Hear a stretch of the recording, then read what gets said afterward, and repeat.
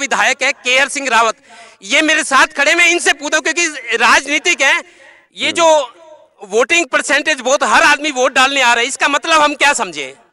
इसका मतलब है कि आज की मौजूदा सरकार जिन्होंने वादा किया था कि हम सबका साथ और सबका विकास करेंगे, मैं भी एक विधायक हूँ। सदन में हमने माननीय मुख्यमंत्री जी से कहा कि आप हर विधायक को विकास निधि दें, और मुख्यमंत्री ने आज से 4 साल पहले घोषणा की थी सदन के अंदर कि हम एक विधायक को 5-5 करोड़ रुपए विकास निधि के तौर पर देंगे। लेकिन आप विपक्ष के तमाम जो 35 विधायक हैं उनसे पूछ लें कि कौन से विधायक को कितनी राशि इन्होंने विकास निधि के तौर पर दी है। जहाँ तक जो बेसिक नीड है, इन्होंने कहा कि हम किसान को टेल तक पानी देंगे। मेरे क्षेत्र में 28 टेलें हैं कैनाल की, लेकिन एक के भी टेल तक इन 4.25 सालों में पानी नहीं पहुंचा है। आप हॉस्पिटल की बात करें, आप सुरक्षा की बात करें, किसी भी विषय को लेकर के चलें, बिजली की बात करें, जो सरकार कहती थी हम 24 घंटे बिजली देने का काम करेंगे, आज जहां इलेक्शन हो रहा है जींद का उपचुनाव, यहां भी ग्रामीण अंचल में मात्र 1 घंटे के लिए दिन में बिजली आती है। मैं ये सवाल करता हूँ केआर सिंह जी, अगर भेदभाव हो रहा है, आपने मुख्यमंत्री के सामने बात उठाई, विधानसभा में कभी बात हो ली है? मुख्यमंत्री के सामने मैंने आवाज उठाई, और मैं एक ऐसा विधायक हूं जिसने इन 4.25 सालों में 35 दिन भूख हड़ताल रखी है, एक एक विषय को लेकर के। मुख्यमंत्री ने कहा कि हम जमुना के ऊपर बैराज बनाएंगे। ये धार्मिक सरकार बनती है, हिंदुओं की सरकार बनती है जो धर्म की बात करती है। वहां से ब्रिज 84 कोस की परिक्रमा निकलती है हसनपुर कस्बे के अंदर, वहां एक बैराज, एक पुल का निर्माण होना था यमुना के ऊपर, ताकि श्रद्धालु जमुना जी में ना डूबे। आपने अपने व्यक्तिगत कोशिश या अपने सामर्थ्य के हिसाब से, क्षमता के हिसाब से कौन से काम करवाए हैं जो सरकार नहीं करना चाहती, लेकिन आपने करवाए हैं अपने क्षेत्र के लोगों के लिए?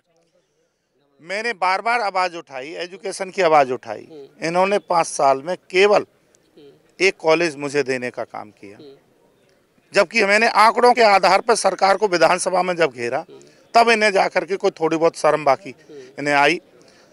कोई भी ऐसा मुद्दा नहीं है बाकी का जब नहर का ये पानी नहीं दे सकते, पर बिजली दूसरी जरूरत है इंसान की, जब ये 2 मौलिक जो हमारी मूलभूत सुविधाएं उनको नहीं दे सकती, तो सरकार ने 5 साल में किया क्या है? स्पष्ट करे। कोई भी बीजेपी का आदमी हमसे बहस करने के लिए अगर कोई तैयार विधायक जी सरकार के इस दावे को खारिज कर रहे हैं कि समान विकास सभी क्षेत्रों में हुआ है। लेकिन साफ तौर पर देवेंद्र जो ये बातें कह रहे हैं, विधायक जी कह रहे हैं, तो विधायक के अंदर भी उसकी विधायक निधि का एक कोटा होता है उस अनुसार पे।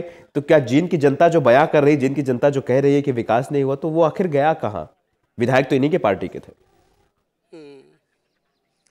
जी, सवाल ये है कि आपके क्षेत्र में नहीं हुआ, जींद में आपकी पार्टी के विधायकों को जितवाया, लेकिन यहाँ के लोग भी कहते हैं विकास नहीं हुआ, तो विकास हुआ कहाँ विकास हुआ है बताओ? खुद यहाँ के जो स्वर्गीय मिड्डा जी, उन्होंने बार-बार सदन के अंदर आवाज उठाई, और हमने ये बात कही अब की बार इलेक्शन से पहले, जब मनोहर लाल खट्टर जी यहाँ दौरा करने के लिए आए, बिल्ले जी हमने अब जींद की जनता को कुछ तोहफे दिए हैं, तो हमने कहा जो स्वर्गीय मिड्डा जी हैं, जो 4.25 साल जिन्होंने बार-बार क्वेश्चन आवर में या अपने जींद क्षेत्र की आवाज को बुलंद किया, क्या आप उनके 4 साल के कार्यकाल को निकालें, क्वेश्चन आवरण को निकालें, उन सबको मंजूर करोगे? लेकिन सरकार मौन रही। मुख्यमंत्री जी ऐसे मुख्यमंत्री हैं, ये पहली बार, इससे पहले बहुत मुख्यमंत्री बने, भिन्न भिन्न जातियों के बने, राव साहब भी बने, बनिया जाति से बने, ब्राह्मण जाति से भी बने, लेकिन किसी ने भी ये नहीं कहा कि मैं केवल पंजाबियों का मुख्यमंत्री हूँ। लिहाजा यहाँ की जवाब देगी विधायक जी मुख्यमंत्री के दावों पर सवाल उठा रहे हैं और सरकार की नीयत पर भी सवाल उठा रहे हैं। सरकार कहते हैं कि हमने 90 विधानसभा क्षेत्रों में बराबर विकास किया है, मुख्यमंत्री भी कहते हैं कि मैं हर विधानसभा में जाकर विकास घोषणाएं करके आया हूं, लेकिन इनेलो के विधायक मुख्यमंत्री के सरकार के दावों को खारिज करें कि समान विकास हुआ है।